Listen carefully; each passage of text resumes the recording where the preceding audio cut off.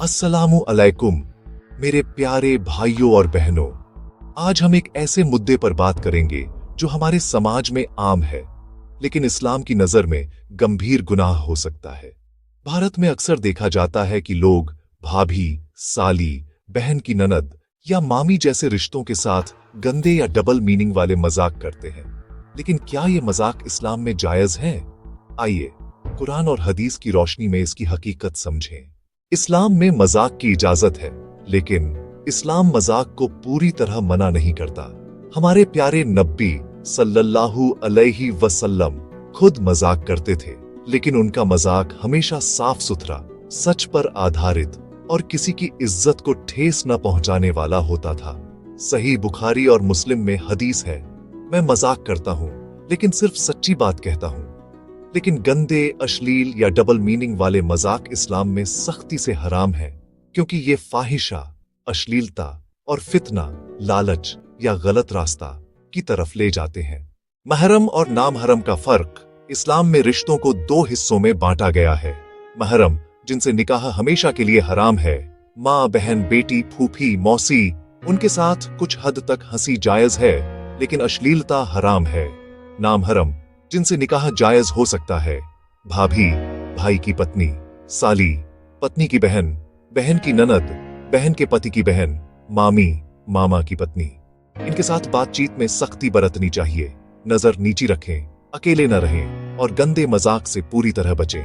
कुरान में सूरह अन-नूर 24-31 में अल्लाह ने फरमाया, मोमिन मर्दों और औरतों को कहो कि अपनी नजरें नीची रखें और अपनी इज्जत की हिफाजत करें।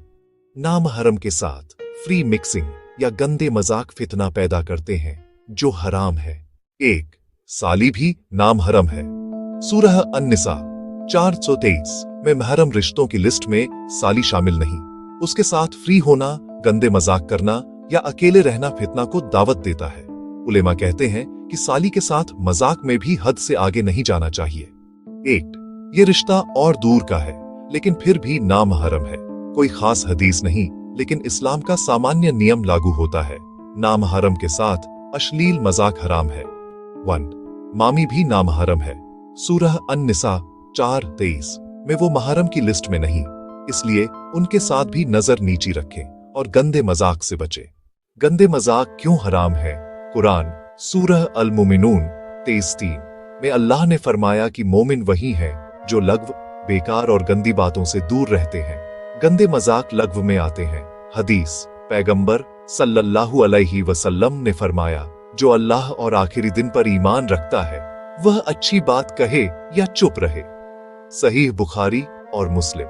गंदे मजाक अच्छी बात नहीं। एक और हदीस में फरमाया, मुस्लिम वह है जिससे दूसरे मुस्लिम की जबान और हाथ महफूज रहे। गंदे मजाक से किसी की इज्जत को ठेस पहुंचती है तो ये हराम है। हमारी जिम्मेदारी भारत में सांस्कृतिक तौर पर भले ही ऐसे मजाक चलते हों, लेकिन इस्लाम की नजर में ये जायज नहीं। ये मजाक न सिर्फ गुनाह है, बल्कि रिश्तों में फितना और बेइज्जती का सबब बन सकते हैं।